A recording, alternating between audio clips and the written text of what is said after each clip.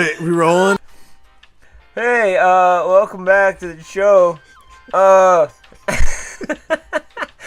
We fired our lighting guy.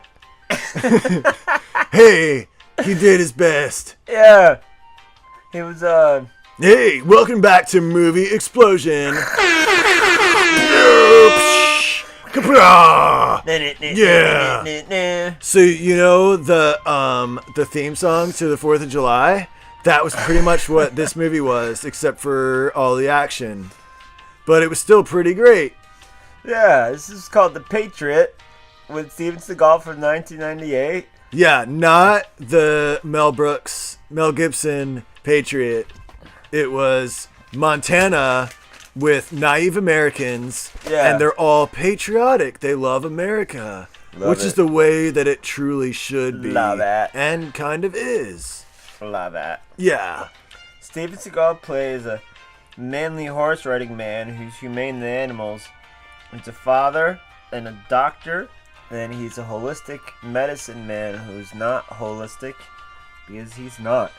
Well, okay, so I think this movie established by showing instead of telling that holistic medicine is any form of medicine so long as it is practiced when there is another naive American present in the room. So you can have all sorts of modern equipment, vaccines, and science present, but if there's a naive American in the room, it is holistic. So if Dr. Shining Cloud is using a CAT scan, it's holistic.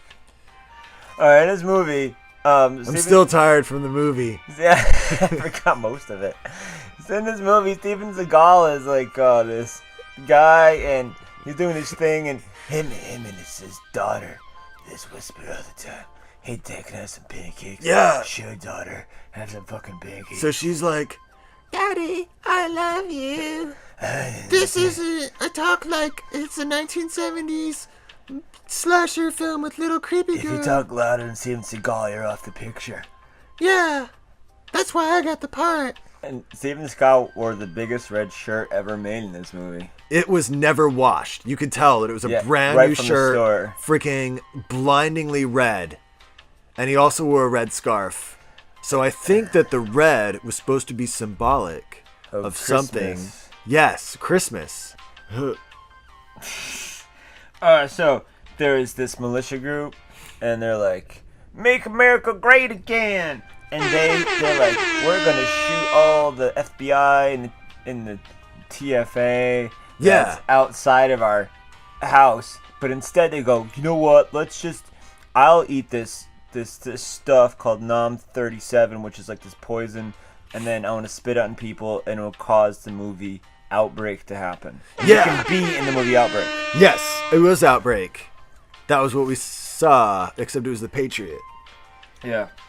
So all right, cool. So Steven Seagal shows that he's a man's man, riding horseback, shows that he loves animals. He's a holistic doctor. He's got a little whisper child. No woman in the picture. Did they even address that? I don't think so. Mom's gone.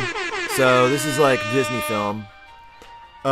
Except he doesn't die, tragically, because it would be tragic. And so this guy's like, "I want to take Nom 37." So he drips this stuff on his tongue, and then he spits it on someone. Yeah. And then the judge is like, "Ugh," and then fucking people start dying. Yeah, it's pretty crazy. So the ATF, they like arrest the guy, and then they immediately take him to the local courthouse, and they're like, preliminary trials.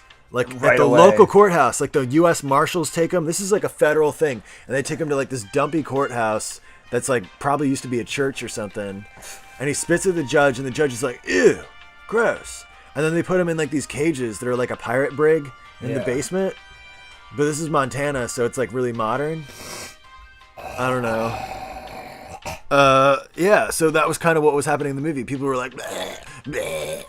"We gotta lock down the town," and all these helicopters came down and soldiers came down with machine guns because they're gonna shoot the virus. Yeah, they're like, "Stay calm, go back to your homes, it's safe, shoot you. We're the United States military, we're flying in helicopters like 10 feet off the ground, gonna chop your head off and shoot you, stay calm."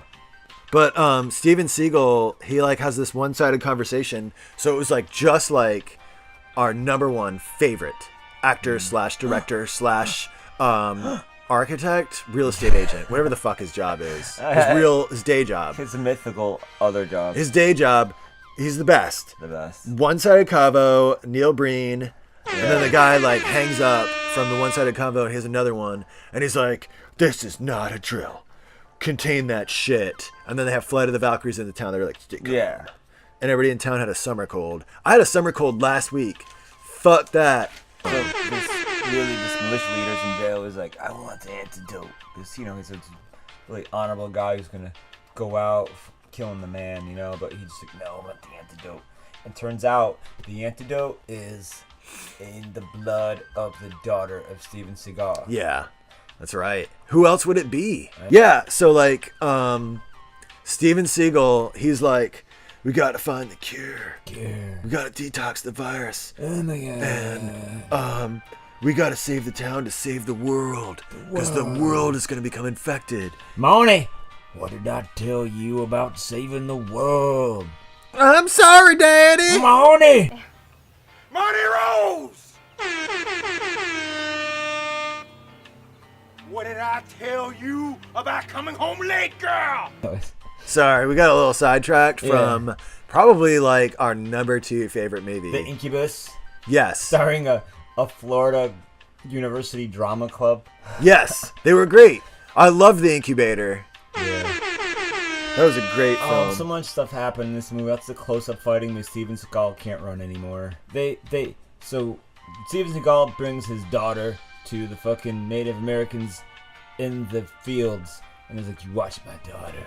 And they find this cure, which is like a flower.